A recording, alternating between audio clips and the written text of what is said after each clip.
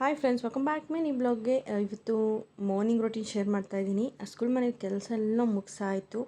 ಮುಗಿಸಿದ ತಕ್ಷಣ ನಾನು ಫಸ್ಟು ಬಾಗಿಲಿಗೆ ನೀರು ಹಾಕಿ ರಂಗೋಲಿ ಬಿಡ್ತೀನಿ. ನನಗೆ ಯಾವಾಗಲೂ ಪುಟ್ಟು ರಂಗೋಲಿ ಬಿಡೋದಕ್ಕೆ ತುಂಬ ಇಷ್ಟ.